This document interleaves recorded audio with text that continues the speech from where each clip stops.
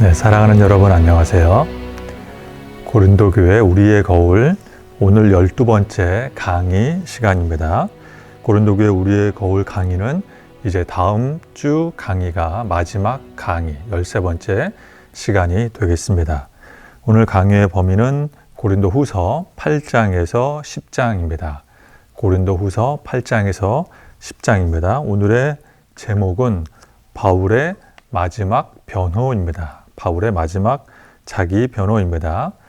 오늘의 바울의 변호는 이제 고린도 전서 후서를 통틀어서 바울이 자신에 대한 자기 사도권에 대해서 마지막 변호하는 말씀이 고린도 후서 10장에 들어있기 때문입니다. 물론 바울은 갈라디아서나 그 외에 다른 서신서에서 자신의 사도권을 변호하는 글을 씁니다만 오늘 이제 고린도 후서 10장에서 바울이 자기 자신에 대해서 변호하며 자신의 대적자들의 정체를 탄로나게 만드는 글을 우리는 보게 될 것입니다.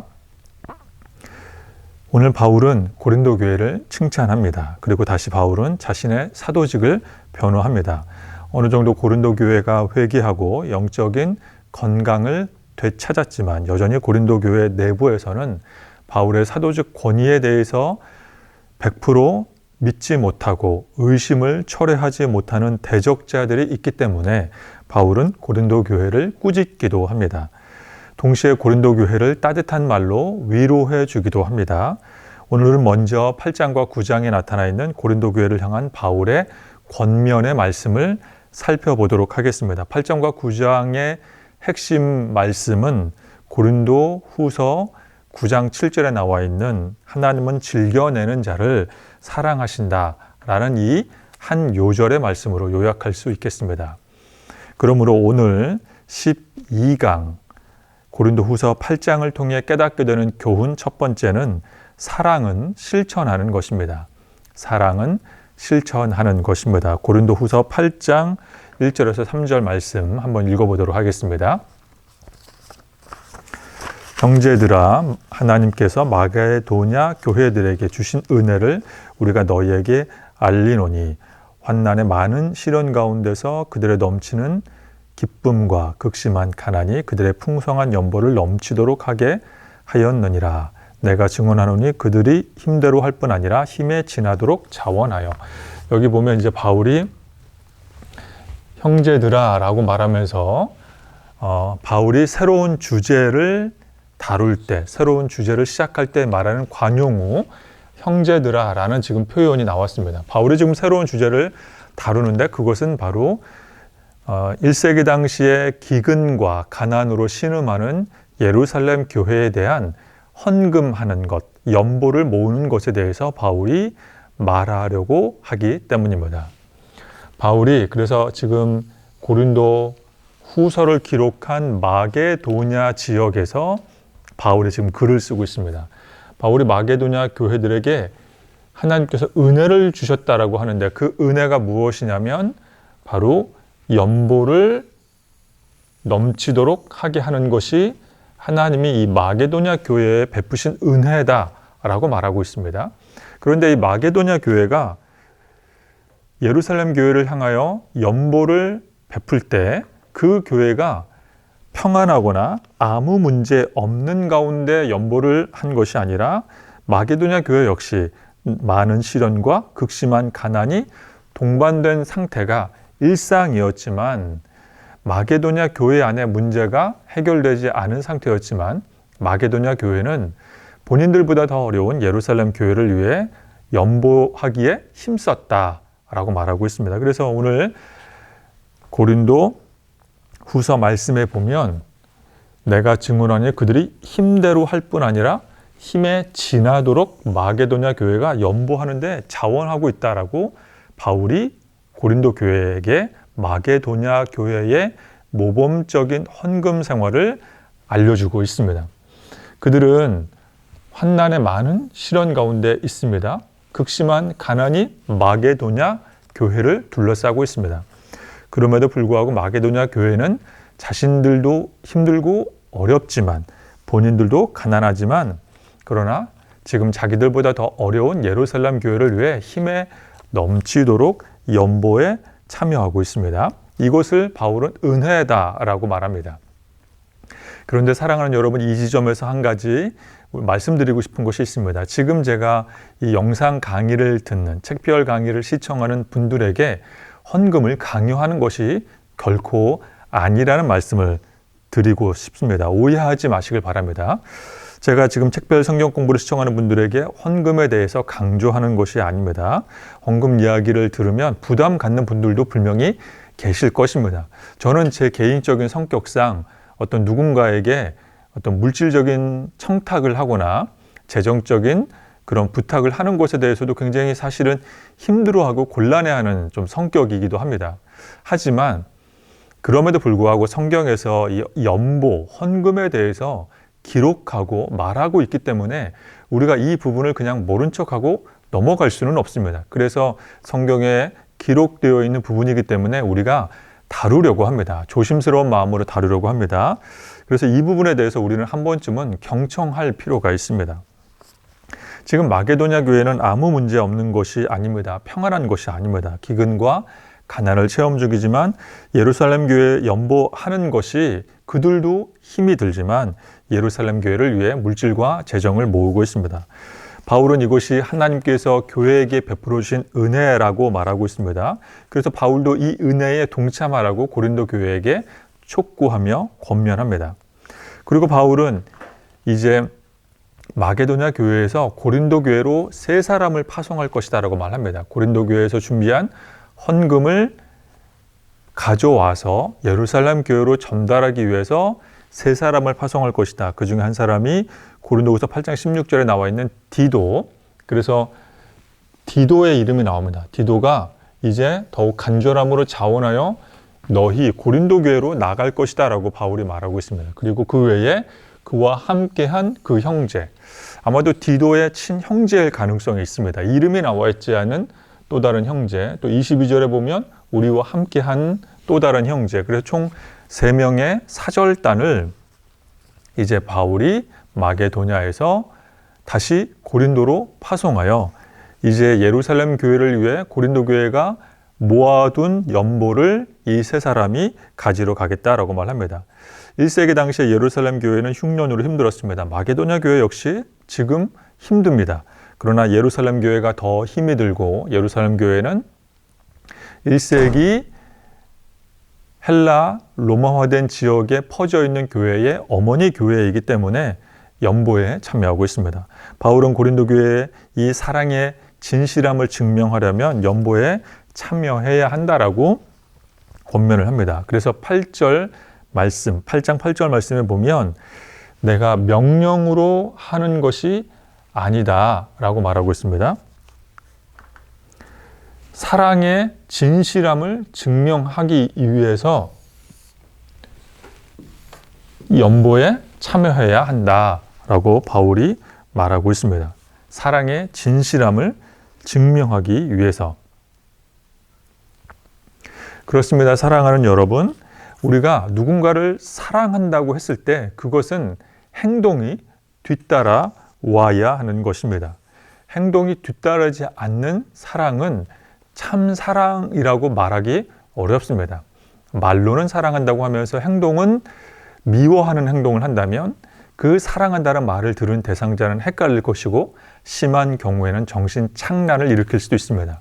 사랑한다는 말을 한다면 사랑하는 마음이 있으면 행동으로 뒤따라와야 합니다. 이 부분에서 잠깐 한 가지 또 짚고 넘어갈 부분이 있습니다. 제가 지난주에 강의를 할 때 고린도 후서 강의를 처음 시작할 때 지지난주 강의에서 고린도 전서와 후서 사이의 기록 연대가 약 1년 정도의 차이가 난다고 말씀을 드렸습니다. 그 근거에 대한 말씀이 고린도 후서 8장 10절에 나와 있습니다. 8장 10절 말씀에 보면 너희에게 이제 이 연보를 모으는 것이 유익한데 1년 전에 행하기를 스스로 고린도 교회가 스스로 원했다라고 말합니다. 1년 전에 행하기를 원했다. 즉 고린도 전서 말씀에 보면 고린도전서 16장 말씀에 보면 고린도 교회를 향해서 바울이 이런 말을 했습니다. 수입에 따라 연보를 모아두어라. 그래서 바울이 고린도 교회를 다시 방문했을 때 그때 부랴부랴 가난한 예루살렘 교회를 위해서 헌금을 부랴부랴 모으지 말고 미리미리 준비해 두어라 라고 말했던 것이 1년 전에 있었던 일이다.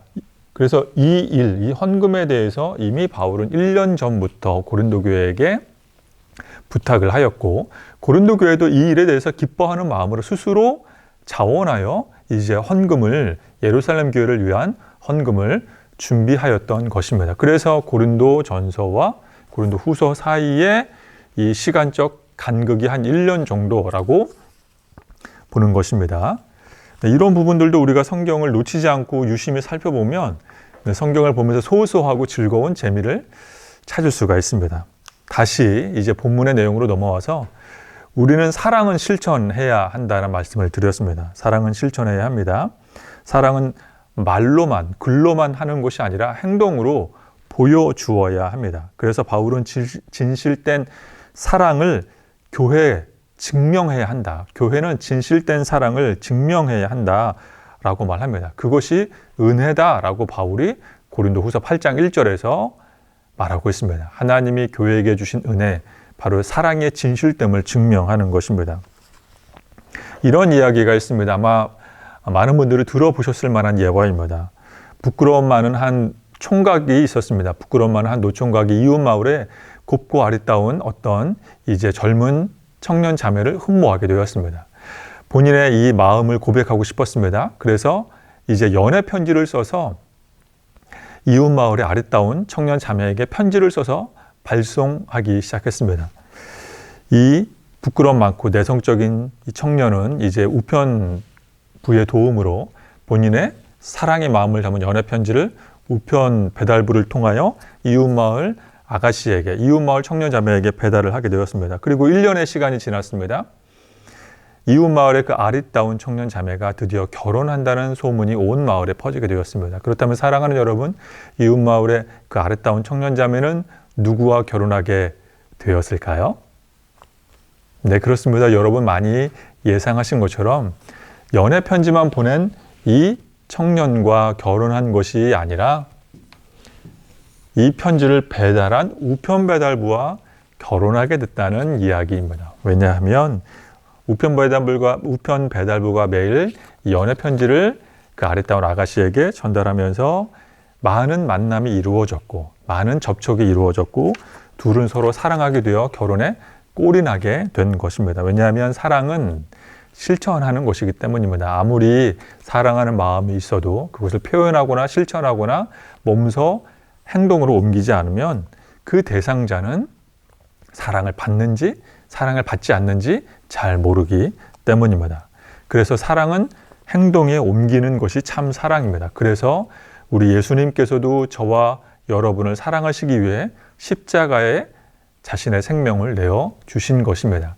그래서 바울도 다메섹에 예수님 믿는 사람들 잡으러 가는, 교회 다니는 사람들을 잡으러 가는 그 바울을 예수님이 만나 주셨기 때문에, 그 사랑 때문에 바울은 이렇게 힘에 겹도록 선교 활동에 몸담아 최선을 다해 선교에 이바지하고 있는 것입니다. 사랑은 실천해야 합니다. 사랑하는 여러분, 교회가 아무리 힘들어도 우리 교회보다 더 형편이 어려운 교회를 돕는 모습은 하나님의 인정하신 은혜입니다. 교회 안에 진실한 사랑이 있는지 없는지를 판단하는 기준은 나보다 더 어려운 교회, 우리보다 더 어려운 교회를 돕는지 돕지 않는지를 보면 알 수 있습니다. 그런 측면에서 우리 교회는 사랑과 은혜가 풍성한 교회인 줄로 믿습니다. 우리 교회는 사랑을 실천하는 1등 교회인 줄로 믿습니다. 하나님께서 우리 교회를 칭찬하실 줄로 믿습니다. 오늘 강의를 통해 깨닫게 되는 두 번째 교훈, 12번째 강의를 통해 고린도 후서 9장을 통한 두 번째 교훈은 인색하지 않은 연보에 대한 것입니다. 왜냐하면 심는 대로 거두는 영적인 법칙이 있기 때문입니다. 고린도 후서를 통한 두 번째 교훈, 심는 대로 거두는 영적인 법칙이 있습니다. 이제 고린도 후서 8장을 넘어서 9장 말씀 1절부터 또 한번 차례차례 읽어보도록 하겠습니다. 고린도후서 9장 1절입니다. 성도를 섬기는 일에 대하여는 내가 너희에게 쓸 필요가 없나니 2절 이는 내가 너희의 원함을 알미라. 내가 너희를 위하여 마게도냐인들에게 아가야에서는 1년 전부터 준비하였다는 것을 자랑하였는데 과연 너희의 열심이 퍽 많은 사람들을 분발하게 하였느니라. 지금 바울이 고린도 교회에게 말을 합니다. 너희를 위하여 마게도냐인들에게 자랑을 했다고 말합니다. 어떤 자랑을 했냐면 아가야에서는, 여기서 말하는 이 아가야라고 하는 것은 고린도 교회가 위치한 그 지명을 말합니다. 고린도 교회가 있는 위치한 이 지명, 즉 고린도 교회 사람들에 대해서 바울이 마게도냐 사람들에게 자랑을 했는데 그 자랑은 뭐냐면 고린도 교회 사람들은 1년 전부터 예루살렘 교회를 위해서 헌금하기를 준비했다라는 것을 자랑했습니다. 그래서 마게도냐인들도 우리도 질 수 없다, 분발하게 되었다라고 바울이 지금 말하고 있습니다. 3절입니다. 3절, 4절 말씀. 그런데 이 형제들을 보낸 곳은 이 일에 너희를 위한 우리의 자랑이 헛되지 않고 내가 말한 것 같이 준비하게 하려 함이라. 혹 마게도냐인들이 나와 함께 가서 너희가 준비하지 아니한 것을 보면 너희는 고사하고 우리가 이 믿던 곳에 부끄러움을 당할까 두려워하노라. 바울이 지금 말하고 있습니다. 그런데 이 형제들, 즉 8장에서 말했던 것처럼 디도를 비롯한 그 외에 이제 이 2명의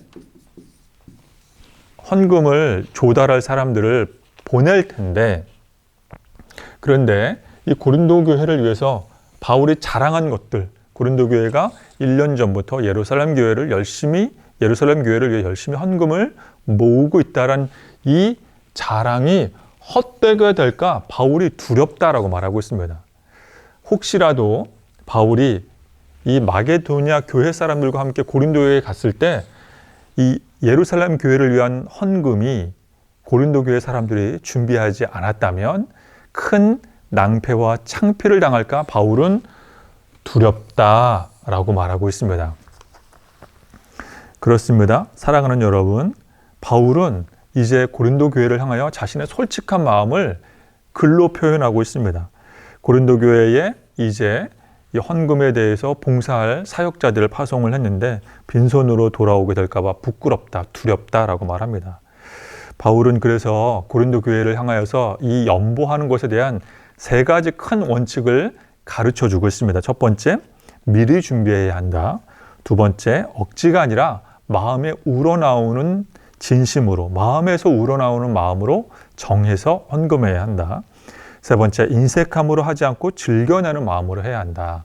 이것이 참된 연보다라고 바울이 말하고 있습니다. 그래서 바울이 고린도후서 9장 5절 7절에서 이렇게 말합니다. 그러므로 내가 이 형제들로 먼저 너희에게 가서 너희가 전에 약속한 연보를 미리 준비하게 하도록 권면하는 것이 필요한 줄로 생각했다. 그래서 아까 말했던 이 디도를 비롯한 2명, 3명의 이 사절단을 파송하여 고린도 교회가 헌금에 대해서 잊지 않고 준비하도록 사전에 이제 대비하겠다라고 바울이 말합니다. 그리고 7절에 보면 각각 그 마음에 정한 대로, 그리고 인색함이나 억지로 하지 말고 하나님은 즐겨내는 자를 사랑하신다는 이 큰 원칙, 이 3가지의 큰 원칙을, 헌금 생활에 대한 3가지의 큰 원칙을 바울은 말하고 있습니다. 다시 한번 말씀을 드리면 미리 준비한다. 억지가 아닌 마음에 우러나오는, 진심으로 해야 한다. 인색함이 아닌 즐겨내는 마음으로 해야 한다라고 바울이 말하고 있습니다. 왜냐하면 성경은 많은 이익을 내는 사람은 적은 수입의 사람을 돕는 것이 원칙이기 때문입니다. 그래서 바울이 고린도 후서 9장 6절에서 중요한 말을 합니다. 적게 심는 자는 적게 거두고 많이 심는 자는 많이 거둔다. 그래서 이 바울의 이 헌금 생활, 연보에 대한 원칙은 지금도 수천 년의 2000년의 시간이 지났지만 지금도 전 세계 교회가 이 헌금의 원칙을, 재정의 원칙을 적용하여 실천하고 있습니다. 우리 교회도 마찬가지입니다. 우리 교회도 여러 미자립 교회를 돕고 농촌 교회를 도우려고 하는 것은 바울의 말씀이 있기 때문입니다. 우리 교회가 매년 국내 선교를 가는 이유도 동일한 이유가 있습니다.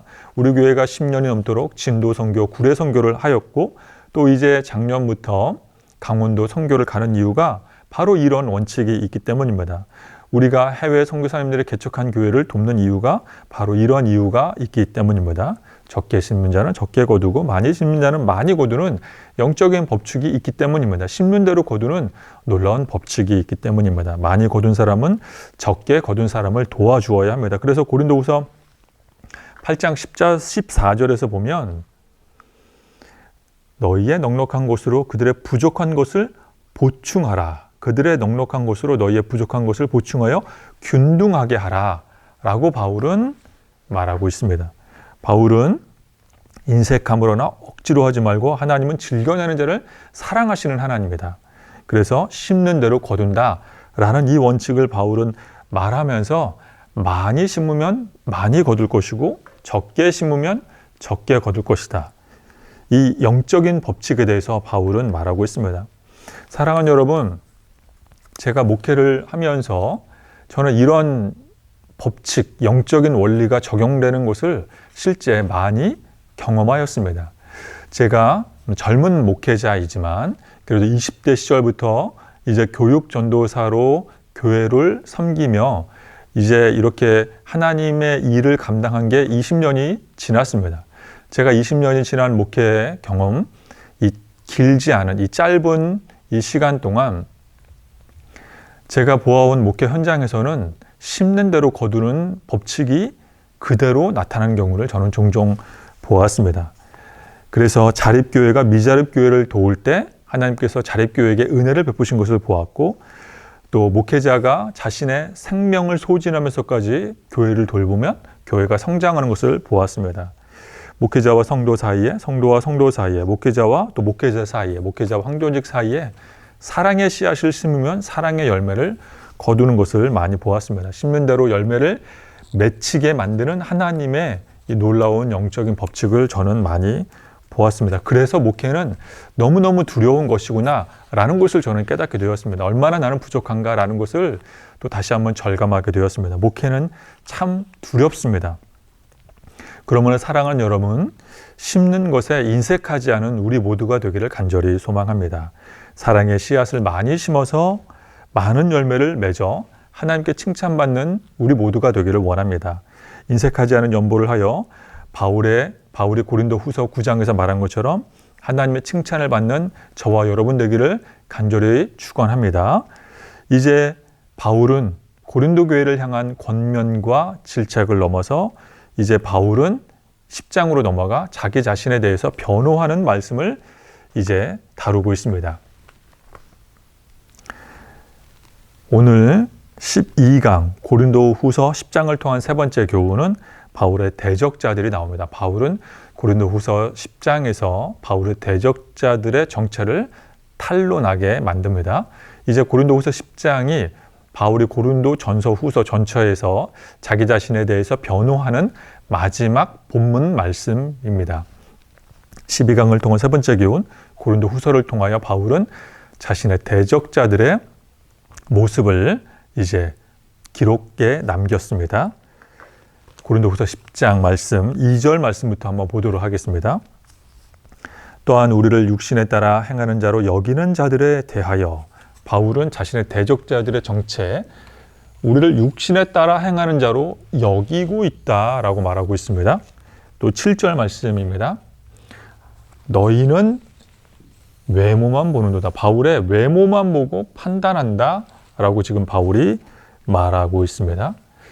그러면서 바울이 자기가 그리스도에게 속한 줄 믿는 그들처럼 자기가 그리스도에게 속한 것처럼 우리도 바울을 비롯한 선교팀원도 그리스도에게 속한 것을 그들이 속으로 사실은 다 알고 있다라고 바울이 말하고 있습니다. 그러면서 바울은 자신의 대적자들의 특징을 말하며 바울과 선교팀원은 그리스도에게 속해 있다. 바울의 사도직에 대해서 변호하고 있습니다. 10절 말씀입니다. 그들의 말이 그의 편지들은 무게가 있고 힘이 있으나 그는 몸으로 대할 때는 약하고 그 말이 시원하지 않다. 그래서 이 대적자들의 말이 바울의 편지는 좋다. 바울의 편지는 무게감이 있고 훌륭한 내용이 많다라고 말하지만 바울을 실제로 만나면, 몸으로 실제로 만나면 바울은 굉장히 약한 사람이다. 심령이 약하고 심지가 약하고 내면이 약하고 공력이 약한 사람이고 또 말이 시원하지 않은 눌변가이다. 말을 잘 못한다라고 말합니다.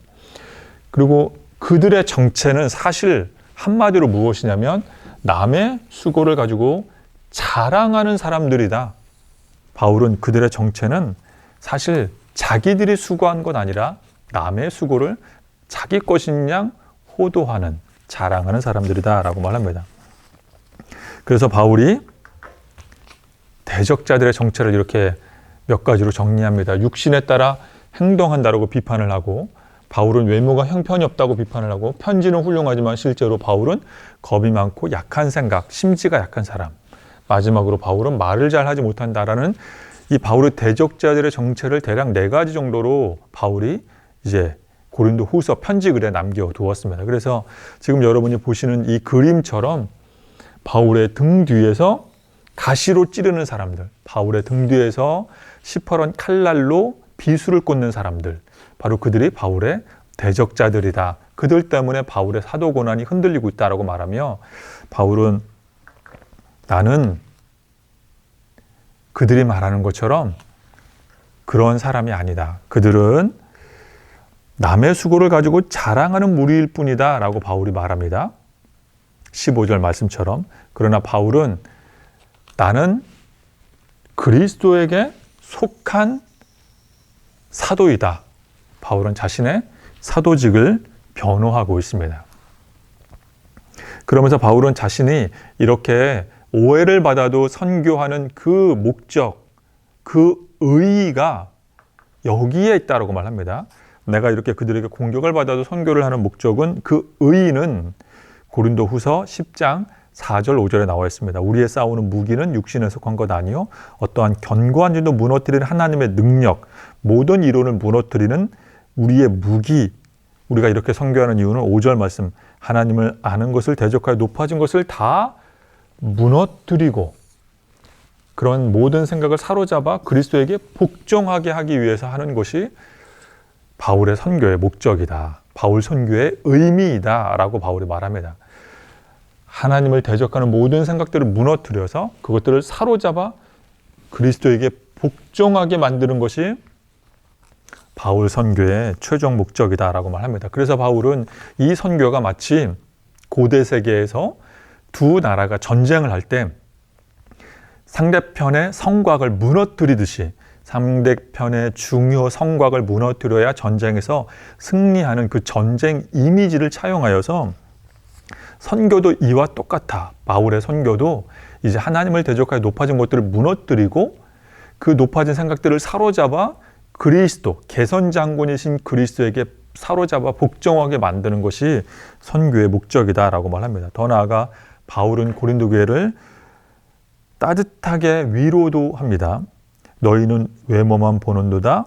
만일 사람이 자기에게 그리스도에게 속한 줄 믿을진데 자기가 그리스도에게 속한 것 같이 우리도 그리스도에게 속한 사람들이다 라고 말하며 8절에서 바울이 이렇게 말합니다. 내가 이렇게 편지를 쓰는 것은 너희를 무너뜨리려고 하는 의도가 아니다 라고 바울이 따뜻하게 위로합니다. 내가 이제 모든 생각을 사로잡아 그리스도에게 복종하게 만드는 선교를 펼치고 있는 것은 내가 그리스도에게 속한 사도이기 때문이지 너희들을 무너뜨리려고 하는 의도는 나는 눈꼽만큼도 조금도 없다라고 말합니다.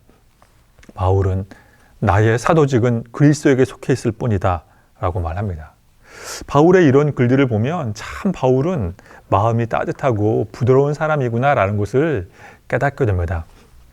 바울은 지혜롭게 권면하며 남을 세워주는 사람이라는 것을 느끼게 됩니다. 그러면서 동시에 자신의 대적자들의 정체를 탄론하게 만드는 영적인 분별력이 있는, 깨어있는 사람이라는 것을 알게 되고, 바울이 자신이 개척한 고린도 교회 성도들을 따뜻하게, 상처받지 않도록 따뜻하게 이렇게 세워주고 보듬어주고 세워주는 따뜻한 사람이구나 라는 것을 또한 알게 되고, 또 동시에 고린도 교회 사람들이 거짓 교사에게 넘어가지 않도록 정신 차리도록 바른 길로 이끌어가는 그런 내면의 힘이 있는 사람이라는 것을 알게 되고, 또 바울은 문장 구성력이 탁월한 문장가이며 저술가이며 웅변가이자 사상가이자 조직신학자라는 것을 알게 됩니다. 이런 바울의 다방면한 입체적인 이런 모습을 보면 바울은 정말 대단하다라는 것을 알게 됩니다. 그래서 바울이 고린도 후서 8장 9절 18절에 보면 내가 이 편지를 써서 너희를 놀라게 하는 건 절대 아니다. 18절. 그래서 오직 주께서 칭찬하시는 사람이 있다. 자기가 스스로 칭찬하는 건 아니라 주님께서 칭찬하는 사람이 있다. 바로 바울이야말로 이런 주님의 칭찬받는 사람이다 라고 말하는 것입니다. 그래서 이런 고린도 전서 후서에 나와 있는 바울의 글을 보면 이 바울의 내면의 이 강함, 이 회복 탄력성, 아무리 많은 대적자들이 바울을 둘러싸고 바울을 공격한다 할지라도 바울은 오뚜기처럼 다시 일어나 하나님 나라 선교를 위해 최선을 다하는 이런 모습을 보면 본받고 싶고 닮고 싶다라는 생각이 듭니다. 우리가 이렇게 책별 성경 공부를 통하여서 고린도 전서 후서를 공부하는 이유도 고린도 교회와 같은 어리석은 실수를 우리가 반복하기를 원하지 않기 때문입니다. 또 바울의 이런 선교적 마인드, 바울이 교회를 향한 이런 애틋한 마음, 이런 것들을 본받아 하나님께 쓰임받고 싶은 마음이 저와 여러분에게, 우리에게 있기 때문입니다. 바울은 수많은 어려움과 배신과 오해를 받아도 마음의 상처를 받지 않고 이렇게 힘있게 교회를 바른 길로 가도록 힘있게 이끌고 갈 수 있는 이 바울의 내면의 힘, 회복 탄력성, 부럽고 본받고 싶습니다. 그 비결이 궁금합니다. 이제 강의를 마무리합니다. 인간의 일생은 무언가를 찾는다라는 그런 특징이 있습니다. 대표적으로 존 버년의 철로역정을 읽어보면 알게 됩니다. 철로역정의 주인공 크리스천, 철로역정의 주인공 이름이 크리스천입니다. 그는 멸망의 도시, 자신이 살고 있는 이 마을의 이름이 멸망의 도시인데 그곳에서 나와 이제 평화의 도시, 하나님 나라 도성을 찾는 내용이 이 철로역정이라는 내용의 소설입니다.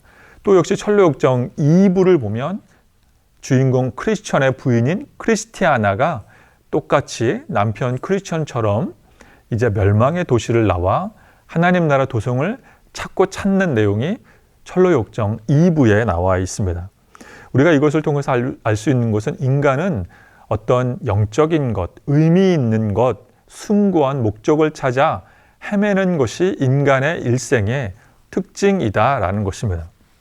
이와 비슷하게 영국의 수상이었던 네루는 영국 정부로부터 이제 감옥에 수감되었을 때 자신의 사랑하는 딸을 위해서 편지를 쓰게 됩니다. 그 편지는 어린 딸이 세계가 어떻게 돌아가는지 알게 하기 위해서 세계 역사에 대한 편지를 쓰게 되었고 그 편지는 나중에 책으로 편집 출판하게 되었는데 그 책이 세계사 편력이라는 책입니다. 이 세계사 편력 초반부에 보면 인도에 초대 수상을 보냈던 네루가 자신의 딸에게 현장법사라는 중국의 인물에 대해서 알려주는 내용이 있습니다.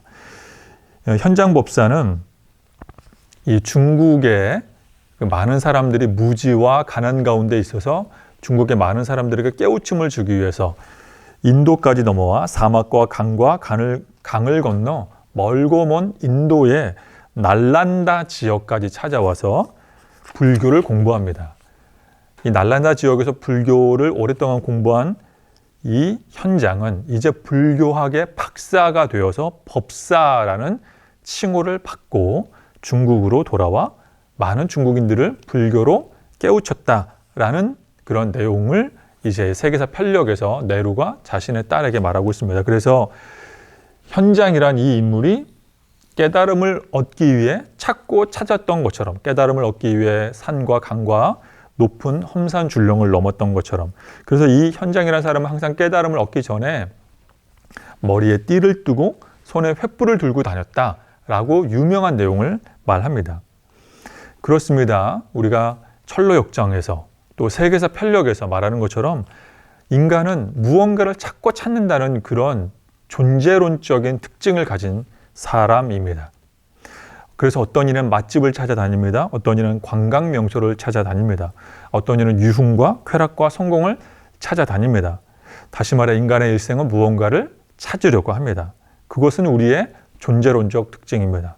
그래서 마태복음에 예수님은 구하고 찾고 두드려라 라고 말씀을 남기신 것입니다. 그렇다면 우리는 곰곰이 생각해 보아야 합니다. 지금 나는 무엇을 찾고 있는가? 스스로에게 물어보아야 합니다. 우리는 당연히 예수 그리스도의 은혜를 찾아야 할 줄로 믿습니다. 예수 그리스도의 은혜를 찾아야 할 줄로 믿습니다. 바울은 그래서 메시아를 만났습니다. 메시아를 찾았습니다. 그래서 예수님께서 바울을 만나 주신 것입니다. 바울은 예수님의 참 뜻을, 참 복음을 이해했습니다. 깨달았습니다. 그래서 그는 과거의 모든 삶의 태도를 버리고 그리스도를 위해 높아진 것들을 낮추고 심지어 스스로 고난과 오해를 감수하면서까지 끝까지 사명을 위해 달려나갔습니다. 사명을 완수했습니다. 사소한 것들에 대해 바울은 상처받지 않았습니다. 우리도 바울처럼 예수님 만나기를 사모해야 합니다. 왜냐하면 인간은 무언가를 찾고 찾는 것이 우리의 존재론적인 특징이기 때문입니다. 우리가 참된 의미, 참된 은혜, 참된 사랑을 찾을 때 나를 향한 오해와 공격과 상처들을 극복할 수 있기 때문입니다. 그렇습니다. 사랑하는 여러분, 바울이 그랬던 것처럼 참된 의미, 예수님의 은혜를 찾고 찾아 그 사랑을 체험하는 저와 여러분 되기를 원합니다. 오늘 강의 3가지의 핵심 포인트가 있습니다. 사랑은 실천하는 것입니다. 심는 대로 거두는 영적인 법칙이 있습니다. 바울은 대적자들의 정체를 이제 만천하에 드러내며 바울은 이제 그 누구 어떤 존재가 자기 자신을 공격한다 할지라도 그 모든 것들을 이겨내는 자기 자신 안에 이 내면의 힘을 많은 사람들에게 보여주고 있습니다. 왜냐하면 자신은 그리스도에게 속한 사도라는 정체성이 바울에게는 분명하게 있기 때문입니다. 사랑하는 여러분, 고린도 교회 우리의 거울 12번째 강의를 이렇게 마치도록 하겠습니다. 우리들도 바울처럼 예수님의 은혜를 찾고 찾아 그 은혜를 경험하여 한 주간 승리하는 저와 여러분 되기를 간절히 소망합니다. 12번째 강의 또 끝까지 시청하신 여러분, 하나님의 은혜와 사랑이 함께 하기를 축원합니다.